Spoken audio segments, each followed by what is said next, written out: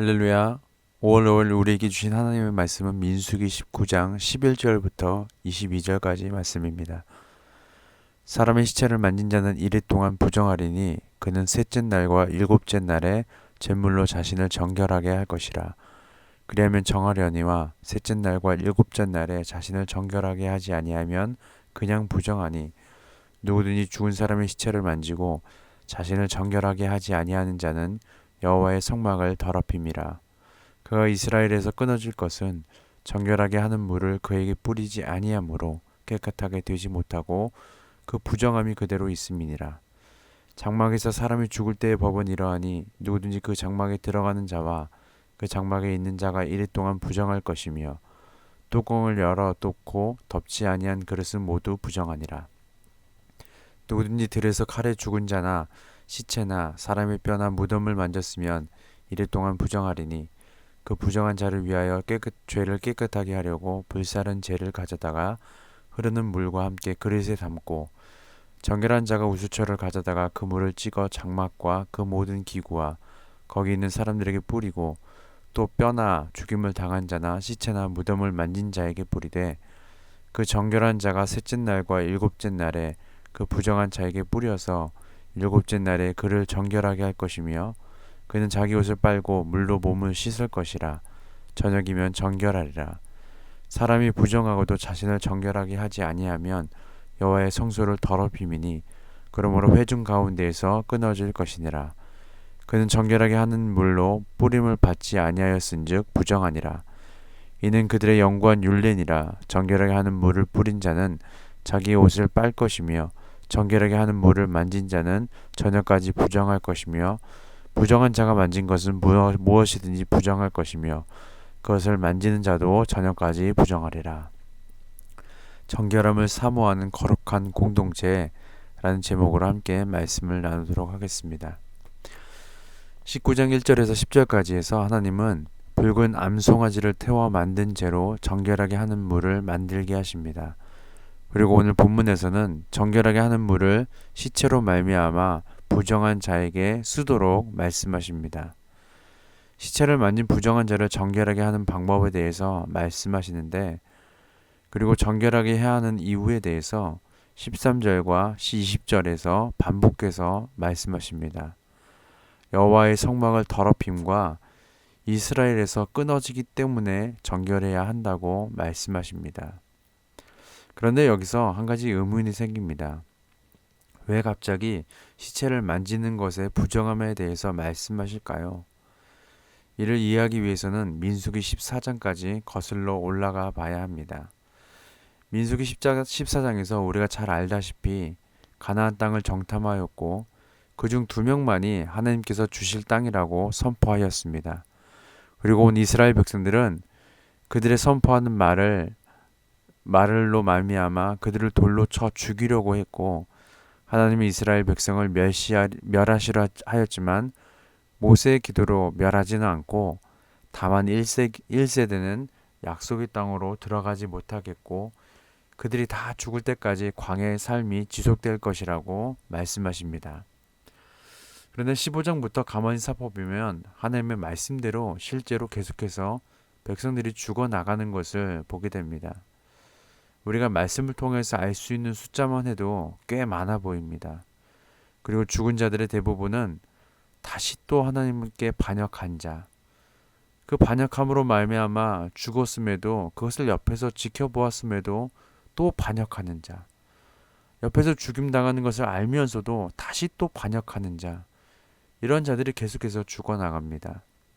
그리고 19장에 이르러 시체를 만져서 부정한 자의 정결에 대해서 말씀하시는 것이죠. 그렇다면 시체를 만진 자의 부정함을 정결하게 하는 것에는 어떤 의미가 담겨 있을까요? 아마 이 시체는 자신들의 아버지와 어머니 등이었을 가능성이 참 많은 것 같습니다. 앞서서 살펴봤다시피 하나님께서 1세대는 광야에서 죽임을 당할 것이다, 죽게 될 것이다 라고 말씀하신 것을 토대로 어쩌면 민수기 19장에서 언급한 이 시체는 자신들의 부모, 윗세대일 가능성이 많아 보입니다. 그런데 가만히 한번 생각해 보십시오. 자신의 아버지와 어머니의 시체를 만진 것이 하나님 앞에 그렇게 부정한 것이 될까요? 이해가 되는가요? 그냥 말씀이니까 당신은 그렇게 살았으니까 그럴 수도 있는 것인가요? 하나님은 그들의 윗세대, 즉 자신들의 부모일 수도 있는 세대의 시체를 만진 것을 부정하다라고 말씀하신다는 것입니다. 그리고 정결케 해야 한다라고 말씀하시는 것이죠. 그런데 분명한 것은 하나님께서는 이렇게 말씀하신 분명한 이유가 있다는 것입니다. 과연 어떤 의미가 담겨 있을까요? 여러 가지 의미가 있겠지만 하나님께서 정결을 말씀하시는 분명한 이유가 있습니다. 그것은 말씀에서 반복해서 말씀하시는 두 가지 이유를 통해서 먼저는 알아볼 수 있어요. 시체를 만져서 부정하게 되었는데 정결하게 하지 않으면 먼저는 하나님의 성소를 더럽힌다는 것이고, 그리고 이스라엘의 공동체에서 끊어지게 될 것이라는 점입니다. 그냥 단순히 생명이신 하나님 앞에서 죽음이라는 것은 정하지 못하기 때문에 하나님의 성소를 더럽힌다는 의미로 말할 수도 있습니다.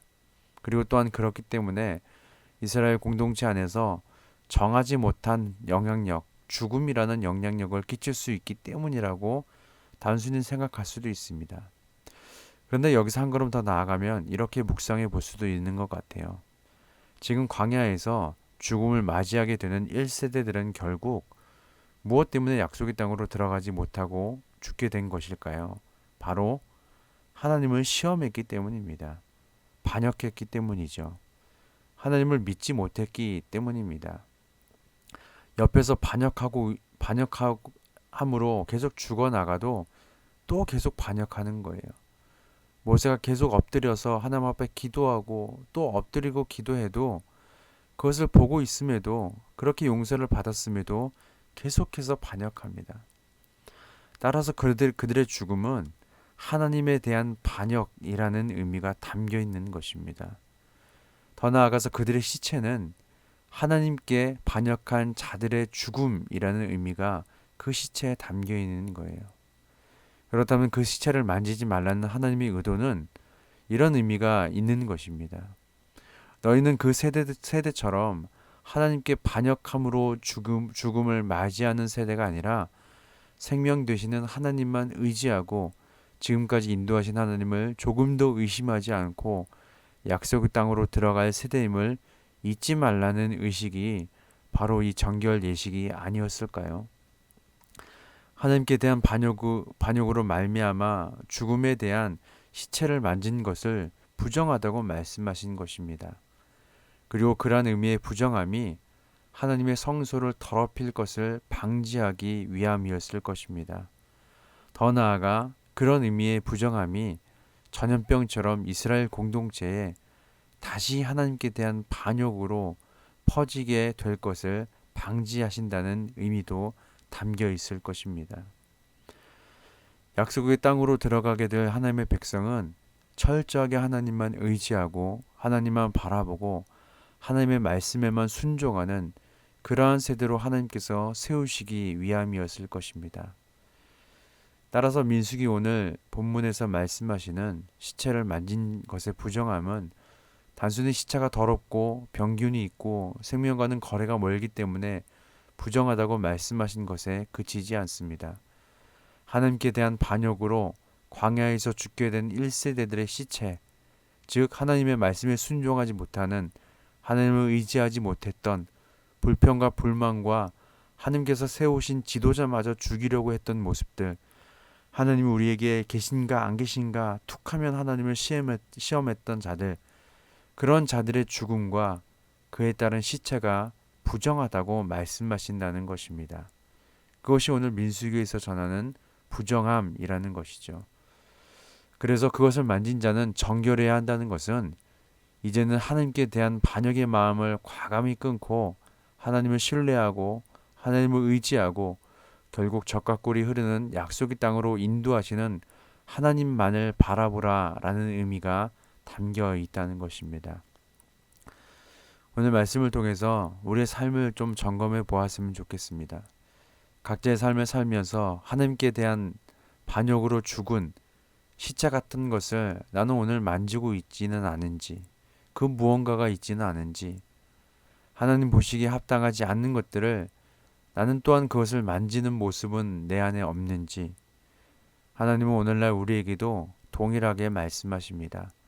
하나님의 생명이 없는 곳, 하나님에 대해 대적하는 것, 그것은 결국 죽음뿐이고 그에 따른 당연한 결과인 시체만 남게 되는 곳, 그런 곳에서 속히 떠나라 라고 말씀하십니다. 그런 것을 만졌다면 속히 정결하게 하라 라고 말씀하십니다. 그리고 참된 생명이신 하나님만을 바라보라 라고 말씀하십니다. 내 안에 그러한 삶의 모습들은 없는지 점검하고 한 걸음 하나님께 믿음으로 나아가는 저와 여러분들 되시기를 예수님 이름으로 소망합니다. 기도하겠습니다. 하나님, 모든 죄를 사하시는 예수님을 통해서만 제가 깨끗해지고 예수님으로 의의 옷을 입어야만 의롭게 됨을 고백합니다. 죄로 인한 부정적인 모든 요소를 주님의 십자가 앞에 가져갑니다. 새롭게 하시는 은혜 속에 다시금 거룩한 주님의 백성으로 서게 하옵소서. 예수님의 이름으로 기도합니다. 아멘.